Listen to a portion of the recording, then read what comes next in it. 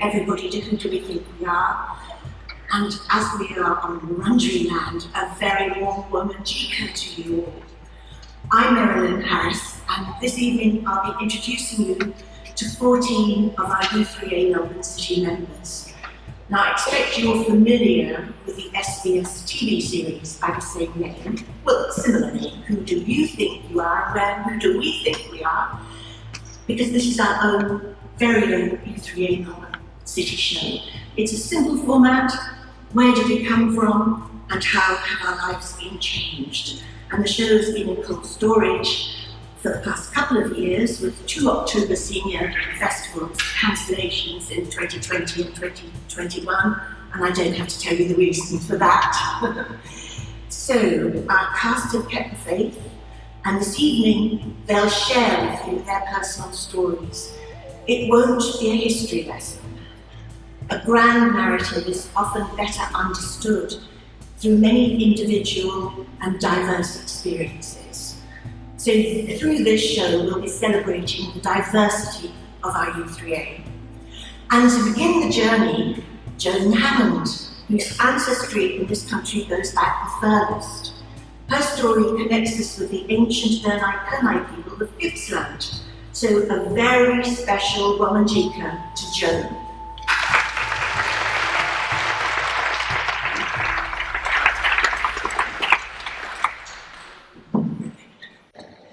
Henry Howard Mayrick was an aspiring squatter in Gippsland. He sent letters home to his mother in England about life there. These letters are now in the National Library of Australia. In one of them he wrote of the local Ernai from whom I am descended. I quote, "No wild beast of the forest was ever hunted down with such unsparing perseverance as they are. Men, women and children are shot whenever they can be met with. Some excuse might be found for shooting them men by those who are daily getting their cattle speared, but what can they urge in their excuse who shoot the women and children, I cannot conceive. I have protested against it at every station I have been in Gippsland, but these things are kept very secret, as the penalty would certainly be hanging." Not a great deal is known about one such massacre in the 1840s, but local tradition has it that the camp cook, Little Dan Dempsey, had caught a young Aboriginal girl and kept her prisoner in his hut for 3 days. His hut either caught fire or was set on fire, and as he stepped from his hut, he was speared by a group of Aborigines, so many spears that he was unable to fall over. The girl was taken back to the tribe. When word of the killing got out, a party of settlers was organised to hunt down the group, and retribution in the form of a massacre is said to have occurred at the Aboriginal camp at Millie near the Broadway River. The sole survivor of this massacre, a small native boy, sat petrified and confused as he waited to be shot, after witnessing his beloved parents brutally murdered at his side. They had tried to protect him from these invading white men, but they were not spared. This little boy's life was to change when he was taken by one of the settlers to work and be raised as a white boy. He was given his master's full name, Charles Hammond. Charles was my great-grandfather. He was brought up in a world of the white man and forbidden to have any connection to his real world, family or other clan members. He constantly heard all the cruel words spoken by the white Australian of Australia's first inhabitants, and thus his perception of life and his past was changed forever. With this terrible image of his Aboriginal ancestors, Charles now had a desire to be a white man. Being impossible to change his skin colour was a huge disadvantage, but his aim was to become a landowner, which was now possible under the new introduced Land Legislation Act. Full of hope and determination, young Charles headed off in the 1860s to the newly founded Lake Tyers Mission Settlement. Living at the settlement was Annabella MacLeod, born to a first Australian mother and Scottish father. She was classified as a half-caste, being born of mixed blood, and was treated differently, neither as a white nor an Aboriginal female. Annabella's life changed when this young, confident Aboriginal arrived at the mission. She fell in love with a handsome man who spoke English and took special notice of her. Charles Hammond admired the beautiful young, shy lass and fell in love with her. After marrying in 1864, Charles and Annabella excitedly moved from the settlement to live independently of assistance. Charles applied for land with an application to the Board of Land and Works, but was refused. They moved to live on the Tambo River in Brisbane, where Charles was a bullock drover, and then they moved to Omeo to raise their family. As battlers, white, law-abiding and having 8 children attend the local school, Annabella and Charles were partly accepted in the community. Their children were a mixture of black, white and light-coloured. As they were not totally accepted by either the native or the white community, they had decided to live the European lifestyle, the life they had been brought up in. They knew that they would never be able to live as their ancestors lived. However, they were now learning and understanding their Aboriginal heritage. As recorded in the Gippsland Times on the 31st of January 1871, an attempt was made to poison Charles and his family with cakes laced with strychnine. Charles had returned some tools he had borrowed to Tonga Station, where the station cook took him to the kitchen and gave him some cakes to take home to Annabella and the children. Charles ate one of the cakes and immediately realised that the bitter taste was poison. By the time he reached the river, on his way back to his family, he was violently ill. He ate plums from the plum trees and used a method of rubbing his stomach against a tree trunk to make himself vomit up the poison. Having a severe fit with arms and legs stiff and twitching eyes and ears, Charles believed he would die. Because he had regularly seen dogs and other first Australians poisoned this way, he had recognised his and his family's intended fate at the hands of the people with whom he was trying to assimilate. This serious and cruel attempt on the life of Charles was taken to court and the station cook was found guilty.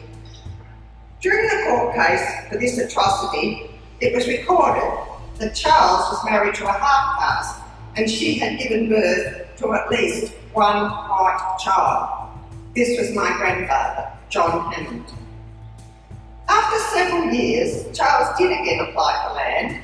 However, the Board for the Protection of the Aborigines refused to give him any, based on the prejudice and belief that Aboriginals could not live without the mission station's assistance, and completely ignored that Charles and Annabella had been raising a large family for many years without government assistance. Being too hard for Charles to get past to work by the early 1860s, and the prejudice and hard work taking its effect on them both, Charles and Annabella became near destitute. Although the manager of the Tonga station tried to assist with obtaining help from the board, Annabella became seriously ill. Charles was desperate and went to Omeo for assistance from the white doctor, but he was refused any because he could not guarantee the fee that day. Charles's promise to have it very soon meant nothing coming from an Aboriginal. Also at that time, any white doctor would not accept a diagnosis from an Aboriginal on the health of any human. Extremely sad, Charles returned to his dying wife's bedside, where she died a painful death in June 1881 and left him with 8 children, including a 6-month-old. Following Annabella's death, Charles sent a distress letter to the Lake Times Mission, where in 1884 he and his children were accepted.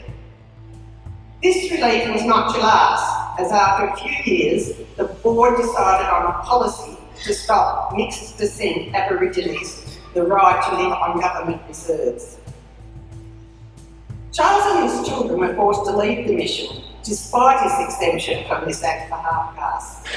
Charles returned to Brisbane with his large family, where with lack of work and support, they became extremely poor and Charles was very ill. Everything Charles had hoped for in the safety of the Christian family was destroyed, and the Aboriginal family network was out of his reach.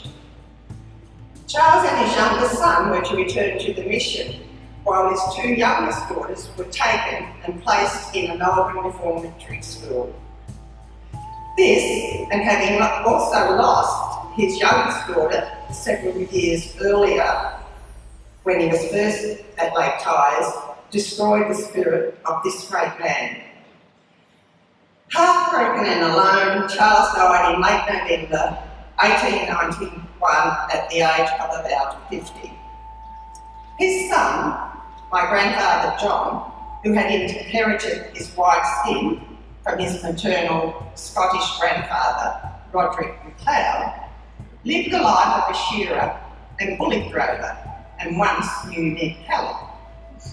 He was known as the Wizard of the Bush because he was one of the most strong, powerful men of his day, hauling timber and bags of grain from the farms.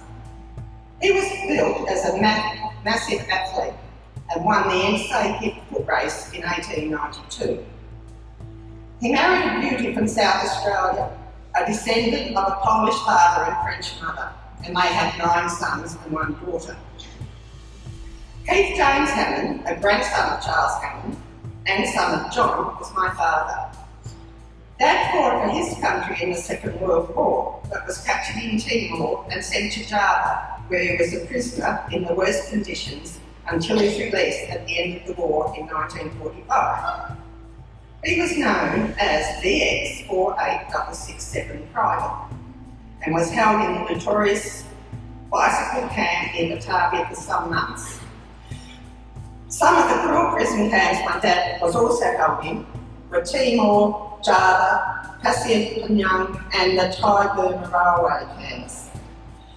Dad kept this part of his life a secret and took his pain to his grave, but he had worked hard and kept his war past to himself to give his children a life free of his painful memories. Little did we know that this tall, strong, white man had another big secret, that of being a first Australian descendant, a fact he thought would harm his children in this time of Australian prejudice. So it wasn't until I was 65 that I found out that Charles Hammond was my great-grandfather. Dad was very kind to first Australians in our country area and was aware of the bad treatment they received. And I believe that after his miracle return from war and having us children, he did not want us treated in such a hateful way as first Australians were in my childhood years. My other great-grandparents, who all lived in Australia, were from Ireland, Scotland, Yugoslavia, Poland, France and Pakistan. They were of all religions and are well recorded in the history of Australia as settlers full of strength to be admired. But the one I am proudest of is truly the amazing Charles Hammond, a first Australian and a Gunai Kunai man.